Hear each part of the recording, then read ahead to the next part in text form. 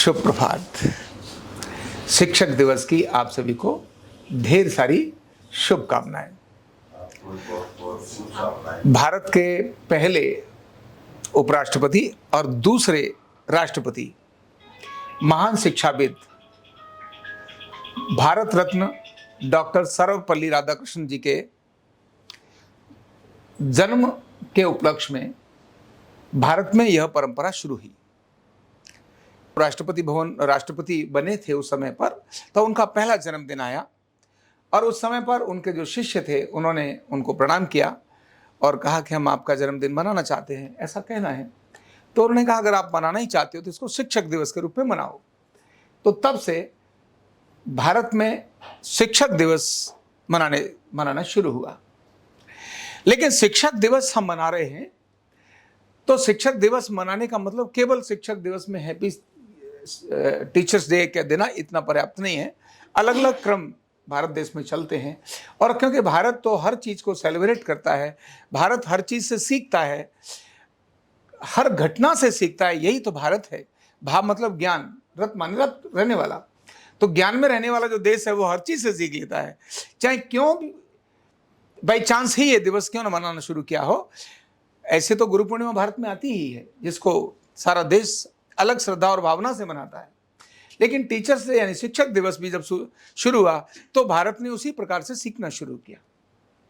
और क्या है, शिक्षक का सम्मान क्यों? शिक्षक का सम्मान क्यों? तो भारत में जो गुरु शब्द है और शिक्षक है, ये दोनों हैं तो एक ही चीज के पर्यायवाची, लेकिन दोनों में एक अंतर है। गुरु हमको तीनों चीजें देता है, नॉलेज भी देता है, स्किल भी देता है और एटीट्यूड भी देता है। एटीट्यूड मतलब जीवन को देखने का नजरिया देता है, लाइफ को देखने का नजरिया देता है। वो ज्ञान भी देता नहीं, विद्या भी देता है। कौन सी विद्या? जो स्किल है, जो हुनर है, एक कला है, वो कला भी देता है, साथ में उसकी नॉलेज भी देता है, लेकिन उसको देखने का नजरिया भी देता है। ये गुरु की विशेषता है। गुरु तो गुरु ही होता है, वो शिक्षक भी एक गुरु हो सकता है जो किसी को नजरिया दे सकता है, लेकिन पर्टिकुलर किसी भी एक चीज का शिक्षक हो सकता है। बैडमिंटन का हो सकता है, किसी खेल का हो सकता है, किसी स्विमिंग का हो सकता है, जो आपको पर्टिकुलर स्किल की नॉलेज और स्किल ये दोनों चीजें दे, ये भी हो सकता है।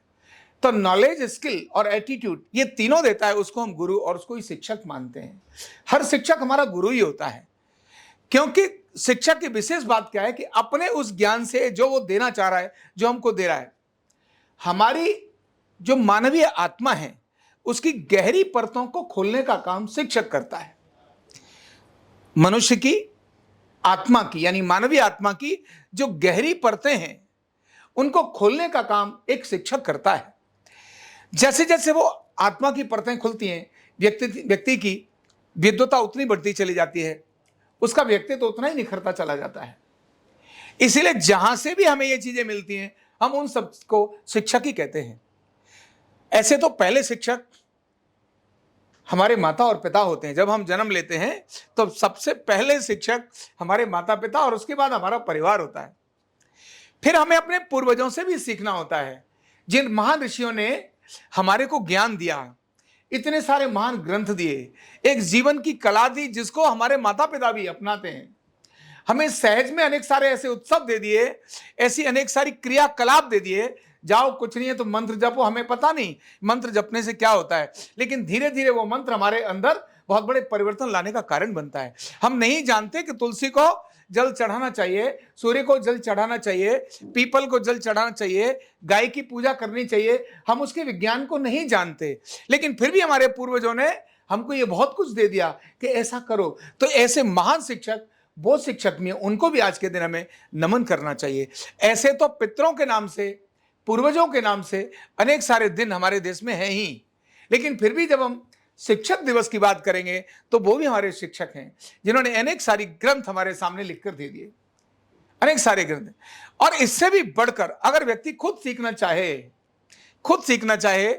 तो इससे बड़ा व्यक्ति, खुद से बड़ा शिक्षक और कोई नहीं हो सकता। एक गरीबी भी व्यक्ति को बहुत बड़ी सीख देके जाती है। जब जिस दिन आपके पास पैसा नहीं है, आपकी जेब फट गई और कट गई, उस दिन आपको बहुत कुछ समझ में आ जाता है, ब्रह्म ज्ञान होने लगता है। जिस दिन आपके पास खाना नहीं और कई दिन हो गए आप भूखे हैं, गरीबी है और भूखे हैं, तड़प रहे हैं, उस दिन अगर आप देखेंगे जिस दिन खाना ही नहीं मिला, वो भूख आपको बहुत बड़ा एक ज्ञान दे देती है। भूखे व्यक्ति से सीखना चाहो, बहुत कुछ सीख सकता है और वो खुद भी सीख सकता है। ऐसे ही कुछ घटनाएं व्यक्ति के जीवन में अनाथ घट जाती हैं। धोखा हो गया, कुछ करना चाह रहा था, एकदम फेल हो गया। अपने फेलियर से भी व्यक्ति सीख सकता है जो सीखना चाहे, क्योंकि सीखना एक प्रक्रिया है, एक ललक है, और गुरु यही सीखने की प्रक्रिया को सिखाता है। एक शिक्षक इसी प्रक्रिया को सिखाता है कि सीखना कैसे चाहिए। जब हम इन सब चीजों से सीख सकते हैं तो अपनी गलतियों से भी सीख सकते हैं। तो आज का दिन जो शिक्षक दिवस है, हमें इन सब चीजों को नमन और प्रणाम करना चाहिए, और हमें फिर से वही बात कि आत्मा की हमारी परतों को जो खोले, जो हमारी अच्छी चीजों को तो अच्छा बताए और अच्छा कराए ही, लेकिन हमारी गलतियों को भी सुधारे। ये तुम्हारी गलती, इसको करेक्ट करो।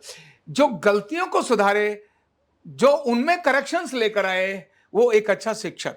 अदरवाइज तो ठीक है, बहुत बढ़िया, गलती कर रहा है, कोई बात नहीं, करने दे।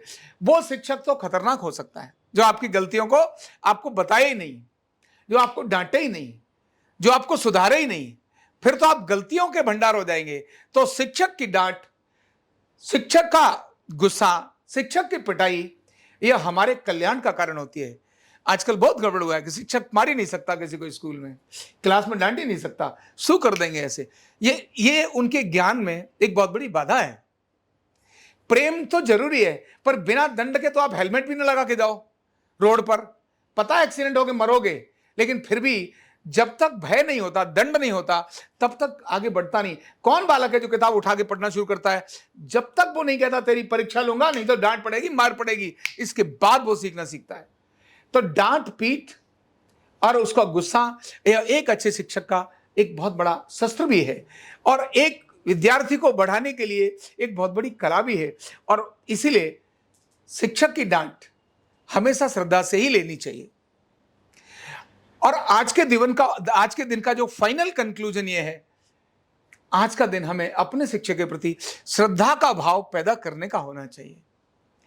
अगर हमारे मन में अपने शिक्षक के प्रति श्रद्धा आ रही है तो बहुत बढ़िया है। तो आज कैसे ही क्यों न सही, पर हम जब शिक्षक को नमन करते हैं तो सहज श्रद्धा बनना शुरू हो जाती है, और यह श्रद्धा धीरे धीरे हमारे और उस सीखने की प्रक्रिया को और अधिक विकसित करती है। क्योंकि श्रद्धावान लभते ज्ञानम, श्रद्धावान ही ज्ञान को ग्रहण कर सकता है। अगर श्रद्धा नहीं है तो आपको मैं 50 चीजें बताऊं, आपके मन में श्रद्धा ही नहीं है तो आपको मेरे शब्द लगेंगे, और हो सकता है कि उसको तो मेरी तलवार और भाला ही नजर आए, फिर बोलना शुरू हो गया। नहीं, श्रद्धा से ही चीजें समझ में आती हैं। मैं आखिरी बात बताकर, मैं कल अनेक बार मैंने मंत्र को पढ़ा। कल मैं सुबह नितिन गडकरी जी के साथ था, उनकी चिकित्सा में कर रहा था उस समय पर। उसी समय उन्होंने 2 शब्द बोले। उन्होंने कहा कि सर्वे अपि सुखिनः सन्तु सर्वे सन्तु निरामया। यह आप अपने क्लिनिक पर लगा के रखिए, हे भगवान ये सभी निरोगी हों और सभी सुखी हों, सभी आपस में प्रेम से देखें, ऐसा आप क्लिनिक पर लगाइए, एक अच्छा होगा। जैसे उन्होंने शब्द बोला, मैंने अनेक बार पढ़ा था, हमारा तो दृढ़ वाक्य यही है, लेकिन वो भावना तब तक नहीं आई। कल उन्होंने बोला, मुझे तब से लेकर सारे दिन मेरे मन में वही चलता रहा। क्योंकि उन्होंने जब बोला, मैं बड़ी श्रद्धा से उनकी बात को सुन रही रहा था। बोलने के बाद मैंने तुरंत कहा, नहीं, मेरी हर पुस्तक पर ये सेंटेंस लिखना है और क्लिनिक पर भी ये सेंटेंस लिखना है, क्योंकि यह सेंटेंस एक विनम्रता का भाव पैदा करता है। तो सीखना श्रद्धा के साथ होता है, और आज का दिन हमारे अंदर श्रद्धा डालने का कारण बने, इससे बड़ा और कुछ नहीं हो सकता। शिक्षक दिवस की पुनः बहुत बहुत शुभकामनाएं। बहुत बहुत धन्यवाद।